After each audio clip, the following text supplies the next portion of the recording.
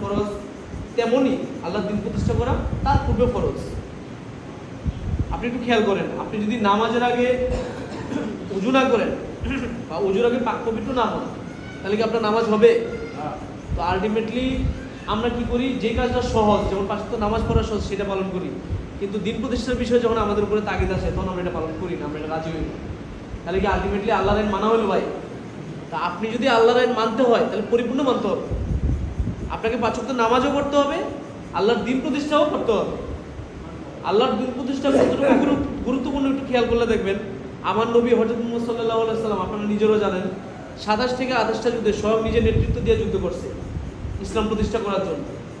এখন খেয়াল করে দেখেন, উনি ইসলাম প্রতিষ্ঠা করার জন্য যখন যুদ্ধ করতে গেছে, এমনও সময় গেছে রোজা ভাইয়া যুদ্ধ করতে হয়েছে দিন প্রতিষ্ঠার জন্য।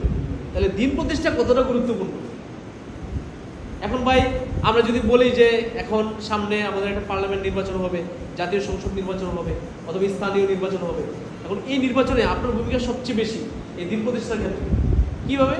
আপনার একটা ভোটের মাধ্যমে।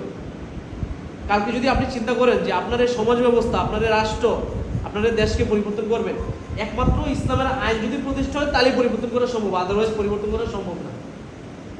আপনি একা এই সমাজে যতটুকু করবেন, যদি আজকে রাষ্ট্র একটা ইসলামিক রাষ্ট্র প্রতিষ্ঠা হয়, একটা ইসলামিক নেতা তৈরি হয় এবং সেই ইসলামিক নেতা দেশ শাসন করার জন্য বসে, তখন অটোমেটেড আপনি এখানে যতটুকু করবেন, যখন ইসলামিক রাষ্ট্র প্রতিষ্ঠা হয়ে যাবে তখন দেখবেন যে আপনার কাজটা আরও বেশি ফলপ্রসূ রেজাল্ট আসবে, নাকি ভাই?